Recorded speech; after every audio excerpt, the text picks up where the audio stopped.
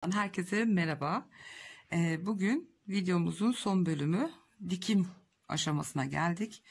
Ayıcımızı dikip bitireceğiz. Kafamız, gövdemiz, kollarımız, ayaklarımız, kulağımız, kuyruğumuz ve burnumuzu ördük. Bugün de parçaları birbirine dikeceğiz artık. İlk yapacağımız şey, şunları kenara alayım. Kafada şu gözlere birazcık çukurluk vereceğiz. Bunun için ben şöyle büyük bir iğne kullanıyorum. İpimi esnekti. Esnekli iğne aldım. Esnettim ipimi. 2 kat olarak iğneme geçirdim.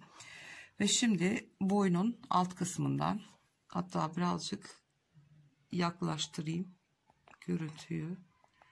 Gerçi şimdi video çekerken yapması zor olacak ama alttan giriyoruz. Tam şu gözün yanındaki sık iğneden, ben çünkü normalde kucağımda örüyorum, sık iğneden çıkıyorum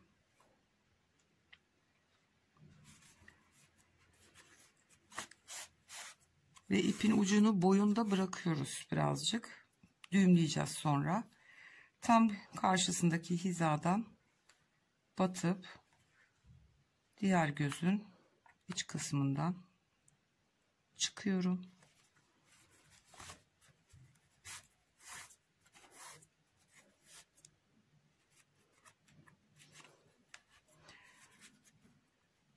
Elyafı çıkardık dışarı, alalım şunu.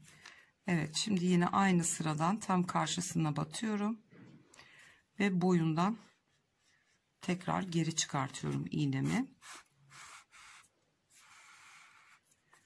Şu ipleri de gözün altına alalım. Şimdi ipin iki ucunu tutarak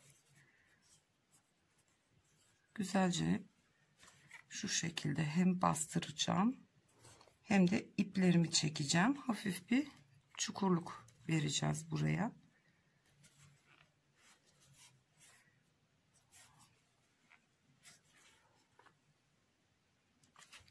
Evet, hafiften.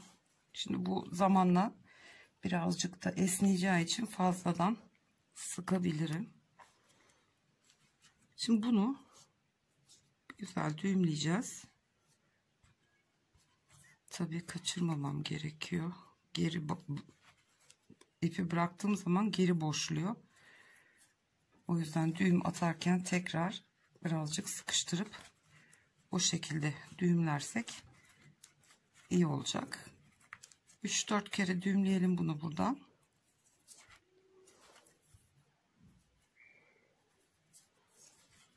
Evet, ve iplerimizin ucunu kesebiliriz.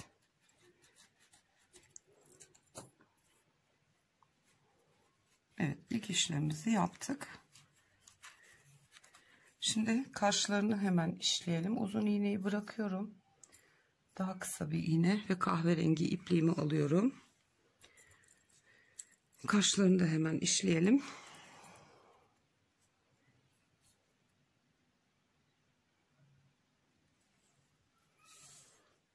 Ucuna düğüm atıyorum. Şöyle gözün hizasındaki sık iğneden şöyle bu kısma batacağız. Önce yerini belirleyelim. Bu da aynı şekilde. Hatta diğer ayıcağa bir bakalım. Evet, şöyle yapmışız. Gözü taktığımız gözün üstündeki sıradan sayıyorum. 1 2 3 4 5 sıra yukarıdan, 1 2 3 4 5 sıra yukarıdan, 2 sıra aşağıya batıyoruz, 4 sık iğne ileri gidiyoruz. Yani şöyle göstereyim.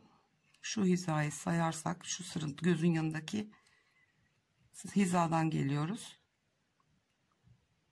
1 2 3 4 sık iğne geri gidip 2 sıra aşağıdan batacağız. Şimdi yan taraftan şöyle giriyorum. İğneyi ilk batırdığım yerden böyle aşağıya doğru bir kaş yapacağız. Buradan çıkıyorum şimdi.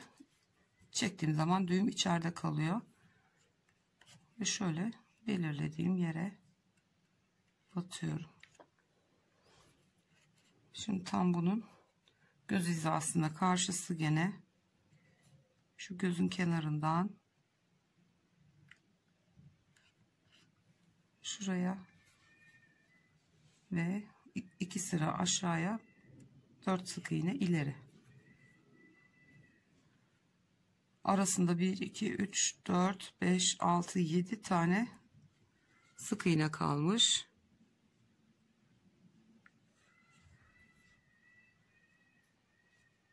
Hatta şunu bir tane daha kaydırabiliriz şöyle.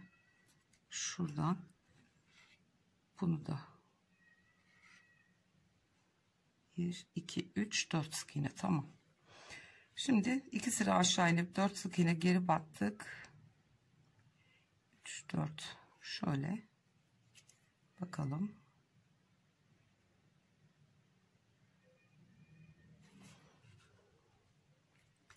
Üst taraftan çıkıyorum yine.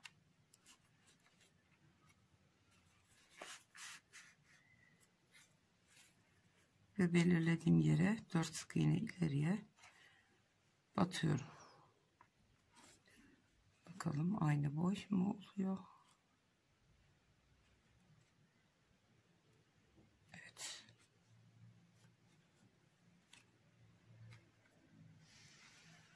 Buradan batıp arka taraftan çıkıyorum. Evet, kaşlarımızı da oturtturduk. Şimdi bunu arka taraftan şöyle bir kere düğümleyeceğim. Şu şekilde düğümlüyorum. Ve bunu kesiyorum. Düğümü içine saklıyoruz. Şu iğnenin tersiyle ipimi içine ittiğim zaman görünmeyecek. Evet. Kaşlarımızı da yaptık. Şimdi burnumuzu dikelim. Burnumuzun şu bitiş noktasını alt tarafa vereceğiz. Şöyle altta dursun bu. Şu kısım tam şu gözlerin hizasına oturacak. Şöyle. İğneleyeyim şimdi. Hatta uzun iğnelerimden kullanayım. İlk önce şuraları bir sabitleyeyim.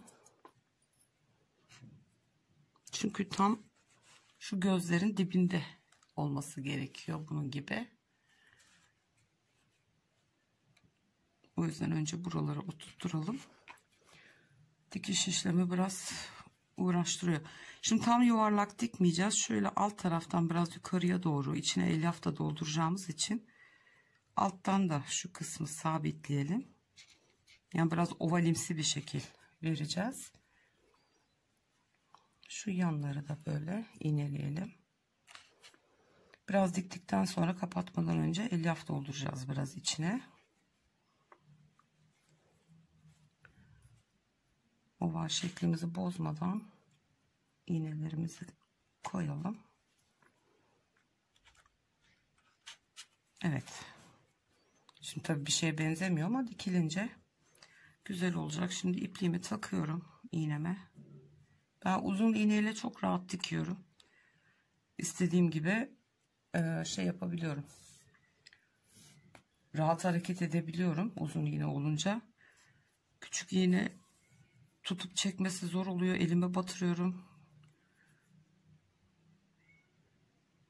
Uzun yorgan iğneleri çok işe yarıyor. Evet, burnumuzu iğneledik. Şimdi burnumuzu burnun en dış sırasından şu sık iğnelerden dikeceğiz. Şimdi bir şuradan yukarıya çıkartalım ipimizi.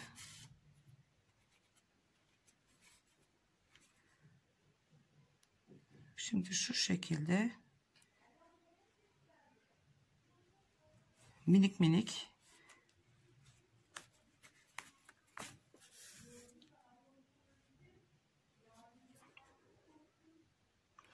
şimdi 2 sık iğne öteden çıktım. Bir tanesinden geri geliyorum.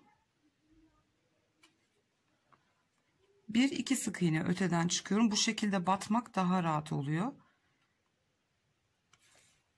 Makine dikişi yapmış gibi dikmiş olacağız. Bir tanesine geri gidiyorum. Tekrar 2 sık iğne. 1 2 sık iğne öteden çıkıyorum.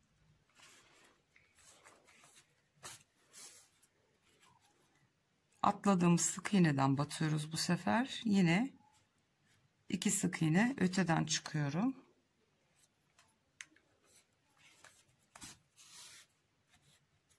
Boş bıraktığımız sık iğneden batıp yine 2 sık iğne öteden çıkıyorum. Bıraktığımdan geri batıyorum. Böylece makine dikişi yapmış gibi. Gördüğünüz gibi gayet güzel dikiliyor. Şimdi bunu etrafını dönelim. Kapatmadan evvel biraz boşluk bırakacağız. Kapatmadan önce elyaf dolduracağız. Ben diktim etrafını. Şu göz altlarına dikkat edelim. Birleşik olsun. Şimdi içine elyaf dolduracağız. Şurada ufak bir açıklık bıraktık. Şöyle elyafımızı oradan şöyle makasımla içeri doğru itelim. Birazcık burnumuz dolgun dolgun dursun. Evet, bakalım. Gayet güzel oldu. Şimdi dikince de işleyince de burnu tam olacak. Evet, bu kadar yeter. Gayet güzel de oldu. Şimdi şu sondaki açıklık yeri de kapatalım. Ve burun dikme işimiz bitmiş olsun. Alt taraftan iğnemi çıkartayım. Ve ipimizi keselim. Evet. Burnumuzun dikiş işlemi bitti. Şu şeklimizi verelim, düzeltelim. Şimdi kahverengi iplikle burnunu işleyelim. Zaten birçoğunuz biliyorsunuzdur bu işlemleri. Amigurumi öğrenen arkadaşlarımız mutlaka biliyorlardır artık bunları.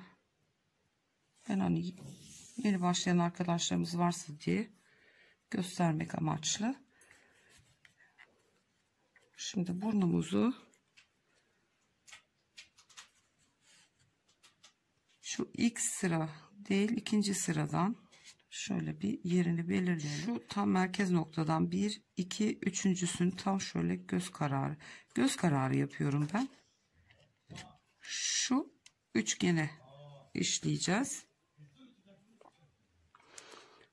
Bakın bunda da o şekilde yapmışım. 1 2 üçüncü sıranın şu iki noktanın tam ortasına 5 tane sık iğne. Bu şekilde şimdi işleyeceğiz. Yine şöyle yandan giriyorum. Şu ilk iğnemin olduğu yerden çıkarıyorum. İpimin ucunu düğümledim.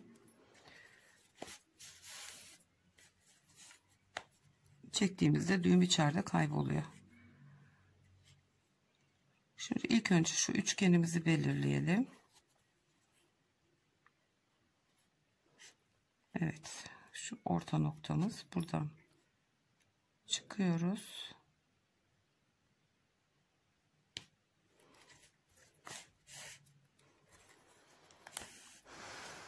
Evet.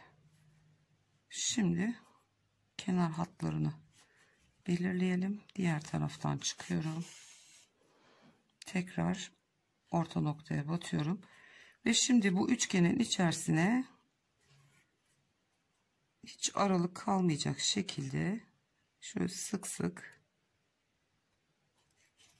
burnumuzun içini dolduracağız. Şu kısmı bu şekilde. Yan yana batmaya, dip dibe batmaya dikkat edelim. Boşluk kalmasın.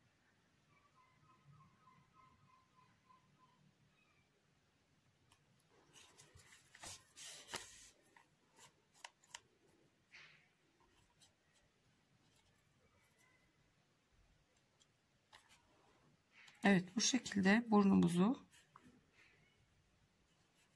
komple işleyelim. Ondan sonra kulaklarımızı dikelim. Biraz da bu taraftan yapalım aynı işlemi.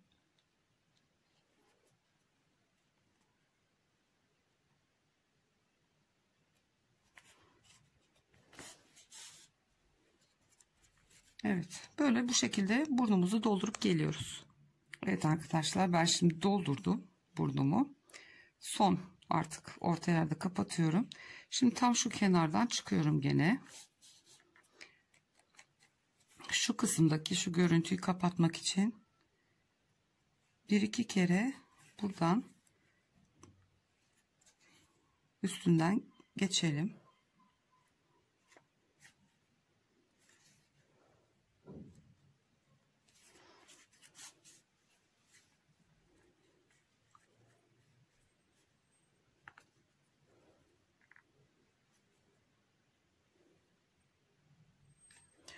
Evet, şimdi şu alttaki uçtan çıkalım.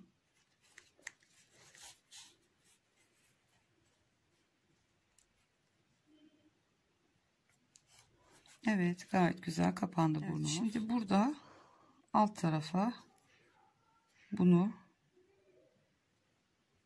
çektireceğiz. İsterseniz tek yapabilirsiniz ya da şuradan batıp alttan 3. sıraya aynı hizada olacak şekilde şöyle şu 3. sıraya batacağız.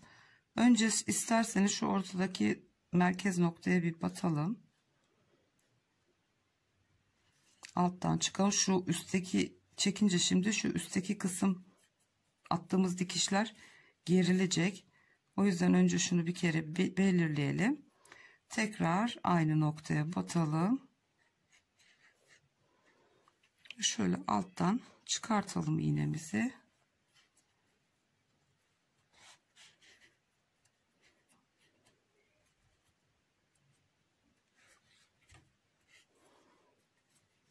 Ve birazcık çekiştirelim şunu.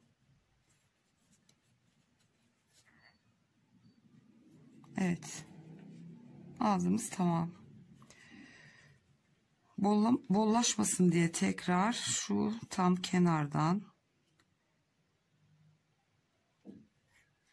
sık iğnenin iç tarafta kalan katına bunu böyle iki kere sabitleyip düğümleyeceğim. O sıktırdığımız iplik bollaşmasın diye ve ipimi kesip içine gizleyeceğim. Evet, gördüğünüz gibi suratımız bitti. Kulaklarımızı dikelim şimdi. Kulaklarımızı da ortalama şöyle ayarlayacağız. 2, 4, 6 sıra orta nokta, şu merkez noktamız. Şöyle 1, 2, 3, 4, 5, 6. Şöyle nasıl, yani baktığımızda şöyle yanda olacak şekilde göz kararı ayarlayın. Şimdi şuraya da bir 6 sayalım. Diğer tarafa 1, 2, 3, 4, 5, 6. Aynı hizada göz kararı ayarlamaya çalışalım. Bu geride oldu.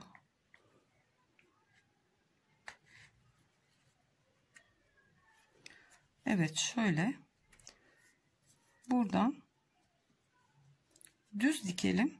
Yani şöyle öne doğru kaydırmayalım. Düz olacak şekilde ayarlayalım. Yerlerine oturtturalım bunları.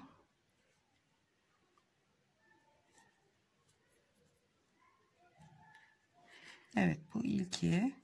Dediğim gibi aşağıya doğru düz dikersek yeterlidir. Şu şekilde ilkini oturtturuyorum. Şimdi diğerini hemen hemen aynı hizada olacaklar. Yani göz kararı ayarlanabilir bir şey. Yapa yapa alışıyor insan zaten. Çünkü tam olarak sayı vermemiz imkansız bu durumda. Yani 6 sıra sağdan ve soldan 6'şer sıra aşağıya indim. 2, 4, 6. İlk başlangıç noktamız orası. Şu bitiş noktalarına da Dikkat ederseniz dikmeden önce yerleştirirken şöyle karşıdan tutup baktığımızda ikisinde hemen hemen aynı görüntüde olması bizim için yeterli. Bunu da buraya sabitleyelim. Şimdi iğneme takıyorum ipliğimi. Ve kulakları da bu şekilde yerine monte edeceğiz. Şimdi önce gövdeden bir kere batıyorum.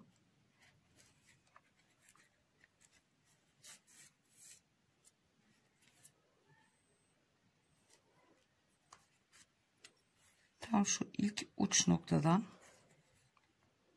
ilk sık iğneden şöyle yukarı bir çıkıyorum. Tekrar. Hop, pardon. İyicene sıkıştıralım. Bir sık iğne sonrasında battığım gövdeyle birlikte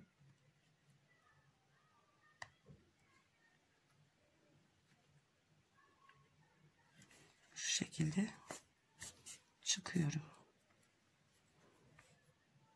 Tekrar geri batıyorum.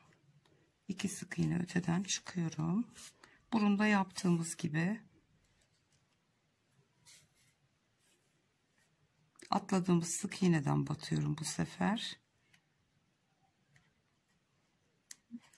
Yine bir ilerisinden çıkıyorum.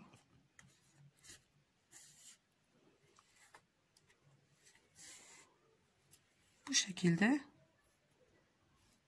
belli de olmuyor dikiş.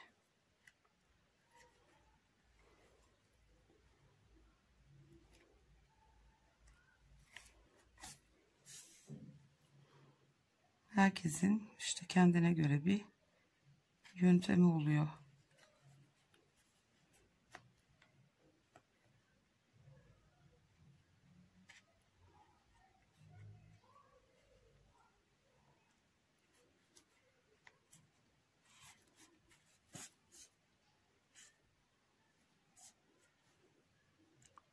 Evet, bir geriden batıyorum.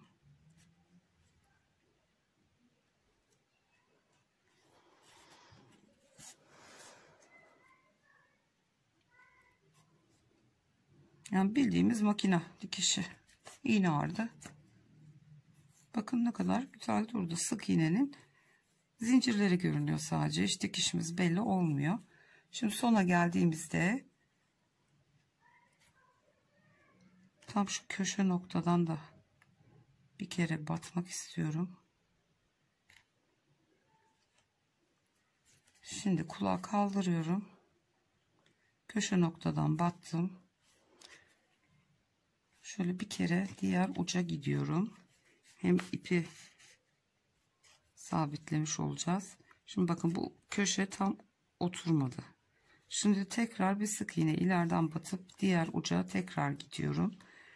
Sabitlemek için. Kulağın arkasından çıkartıyorum, gene çekiştiriyorum ipimi. Bakın. Gayet güzel. Sağlam bir şekilde oturdu. Şimdi bir sık iğne üstten batıp şu arkada herhangi bir yerden sık iğnelerin arasından çıkacağım. Ve bu ipi bırakıyorum burada. Kesmiyorum. Şimdi diğer kulağımızı da aynı şekilde dikelim. Ondan sonra şu arkada ipleri düğümleyip saklayacağız. Kulağımda diktim. Şimdi önceki ipi çıkarttığım aynı noktadan bu kulağımın ipini de çıkartıyorum. Ve bu iki ipi birbirine düğümleyeceğiz. Birazcık şöyle sıktırarak düğümleyelim. 2-3 sefer düğüm atalım.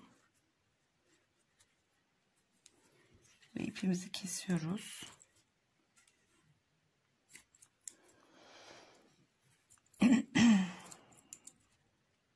Ve düğümümüzü içeri saklıyoruz. Bu dikişimizin sökülmesini önleyecek. Evet. Kulaklarımız tamamdır. Gördüğünüz gibi şimdi gövdemizi dikelim. Ben yine uzun iğnemi alacağım. Uzun iğneyle çok daha rahat dikiyorum ben. İğnemi takayım, ipliğimi.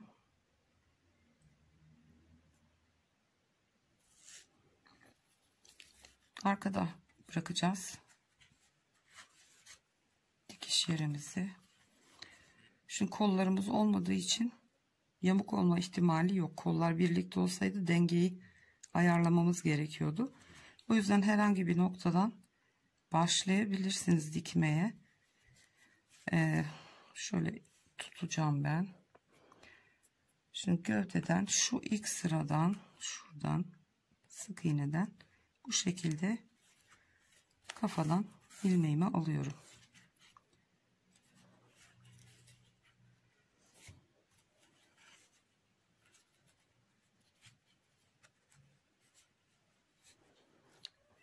Evet, kafadan ilmeği aldık. Şimdi gövdeden aynı işlemi yapıyoruz. Şöyle bir sık iğne,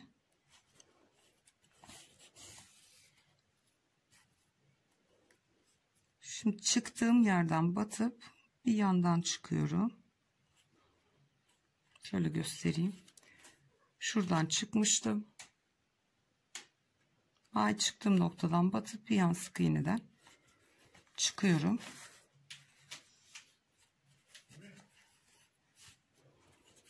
Ve sıkıştırıyorum güzelce. Aynı işlemi gövdeden de yapıyoruz. Çıktığım noktadan batıp şöyle göstereyim, gölgeleniyor. Ya da yakınlaştırayım birazcık. Çıktığım nokta burası.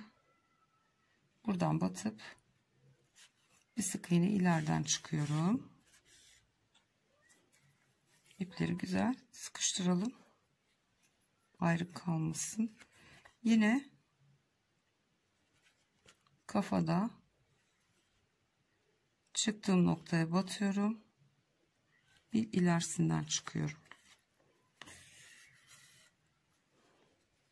Gövdede de aynı şekilde çıktığım noktaya batıyorum. Bir yan sık iğneden çıkıyorum.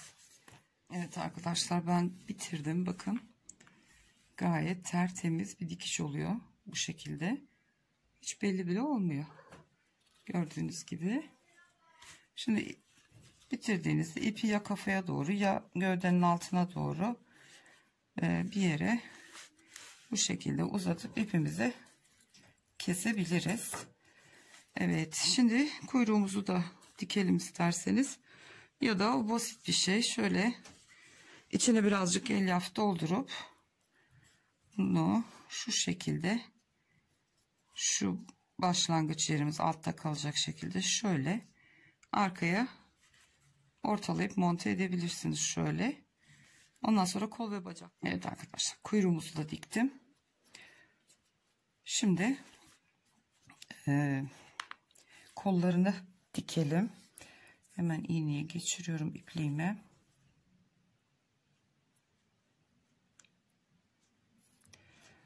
Şimdi şu çıkıntıları bize bakacak. Şöyle hafif bir çıkıntısı var ön kısma gelen. Bu sola gelecek olan. İkinci sıraya şöyle kulaklarla aynı hizada olsun. Şu şekilde bir iğneleyeyim. Bakalım nasıl. Tamamen göz kararı bir ayar çekeceğiz. Şimdi ötekini de bir iğneleyelim. Onun da bize bakan tarafı şurası. Bu arada iğneyi elime batırdım gene.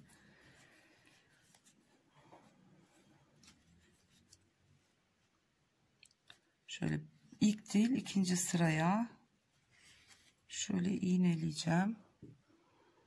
Ondan sonra bir karşıdan bakalım nasıl görünüyor.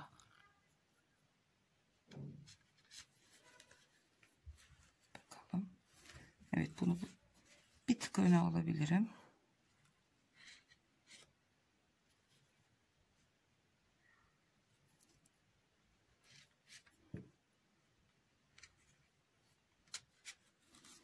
Evet, bakalım şimdi. Tamam, ikisi de aynı hizada. Tamamdır.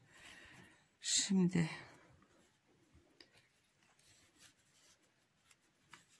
bu kafa tabi gölge yapıyor. İğneyi çıkartıyorum. birinci değil ikinci sıraya demiştik. Şöyle bir sık iğneden battım. Şunu da çıkartalım. Parmağımla tutacağım. Şimdi gövdeden sabitledim. Şu ilk sık iğneden şöyle yukarı çıkıyorum. Şöyle göstereyim. Çok gölgede kalıyor. Kafa büyük olunca sık iğnelerden şu şekilde batıyorum. Şu gövdeden çıkayım tekrar. Burada alan dar olduğu için bu şekilde yapmak zorundayız. Şöyle alttan yukarıya doğru tekrar sık iğneye çıkıyorum. Bir geri batıyorum. Arkada alt gövdeden bir ileriden çıkıyorum. Tekrar bir sonraki sık iğneden, zaten topu burada 4 tane sık iğnemiz var. Buradan çıkıyorum. Tekrar bir geri batıyorum.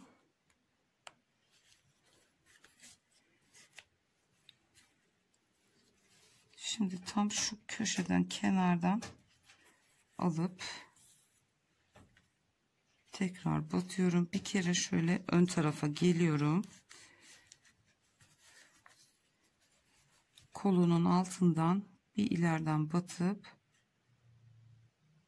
şöyle gövdenin arkasından bir yerden çıkıyorum. Böyle o git geli yapmamızın sebebi sabitleyebilmek.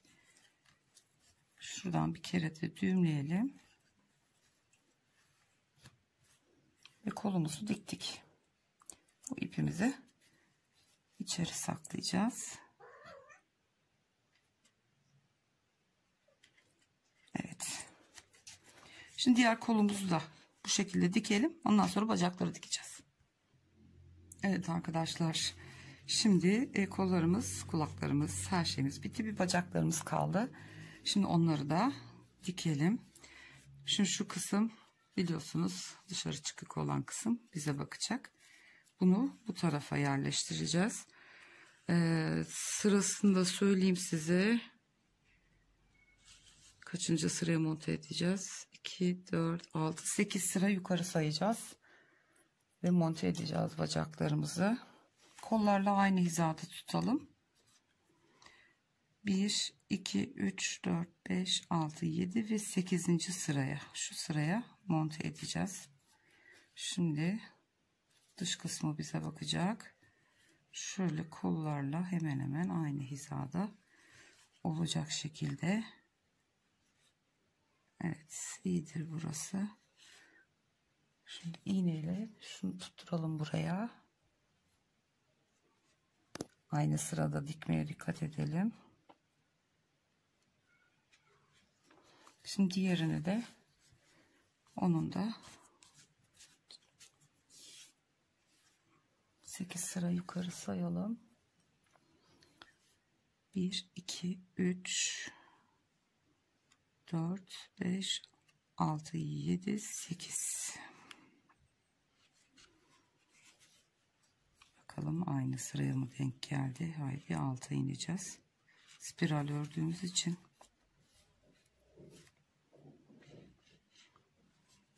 Evet, bu bacağımızı da yine kolumuzla aynı hizada olacak şekilde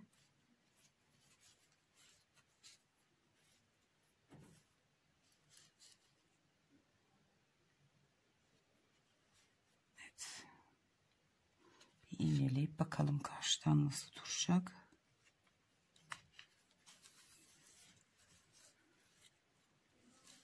Evet, sizce nasıl görünüyor? Bence iyi.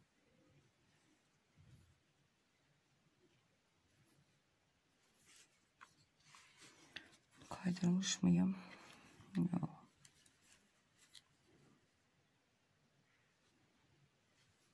Şunu bir tık öne alsam daha iyi olacak. Sanki şöyle.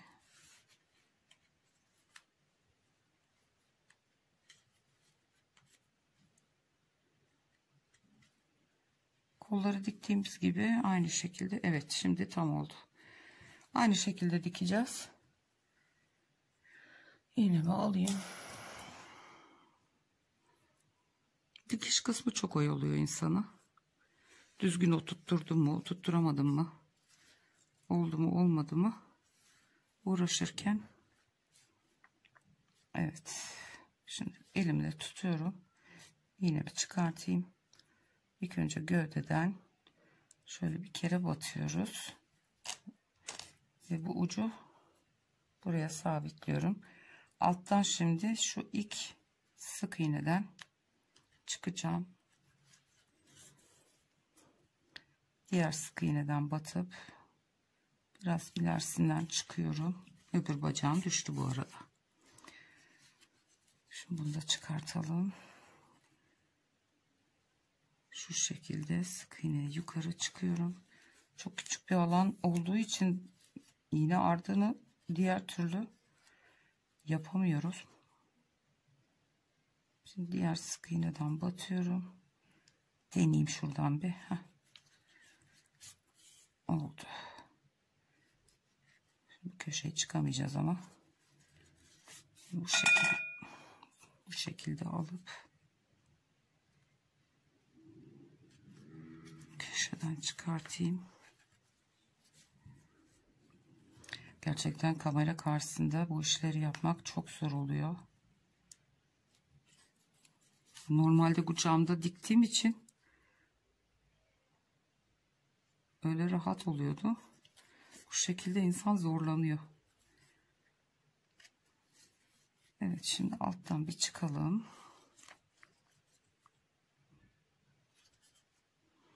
Tam bu köşeden şimdi çıkıyorum yine.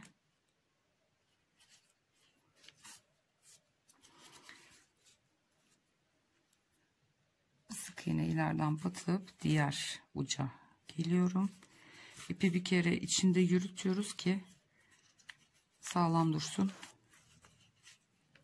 Bu da kuyruğu dolandı. Şimdi tekrar bir sık iğne batıp şöyle alttan çıkalım ve ipimizi keselim. Diğer bacağımızı da bu şekilde dikip geliyorum. Arkadaşlar, ayıcığımız bitti. Gördüğünüz gibi çok cici oldu. Evet, şöyle gösterelim yakından kuyruğumuzu. Bir kurdelemiz kaldı. Çok cici oldu. Onu da şimdi şöyle, diğer ayıcığımız da burada. Bunu da sağ tarafa doğru takalım. Şöyle arkadan boynundan düğümleyeceğim hemen. 2 kere düğümleyeyim. Şu ucundaki fazlalık ipleri çok dibine gitmeden keselim. İsterseniz oralara birer düğüm de atabilirsiniz. Farklı renkte örüp kız versiyonunu da yapabilirsiniz. Kirpiklerini işlersiniz. Buralara bir şey işleyebilirsiniz. Yani o sizin hayal gücünüze kalmış bir şey. Evet, ilk yaptığım buydu. Bu da sizinle birlikte ördüğümüz. İkisi de çok tatlı oldular. Bunun kurdelesi birazcık daha büyük olmuş. Hiç sorun değil. Takım olsun diye şuraya küçük bir tane de örebilirsiniz. Evet, bu videomuzda video serimiz, daha doğrusu ayıcık video serimiz bitti. Başka çalışmalarda görüşmek üzere diyelim. İstediğiniz herhangi bir şey varsa, örmemi istediğiniz, yorumlar kısmında yazarsanız yardımcı olmaya çalışırım elimden geldiği kadar. Kendinize çok iyi bakın. Bir sonraki videoda görüşmek üzere. Hoşça kalın.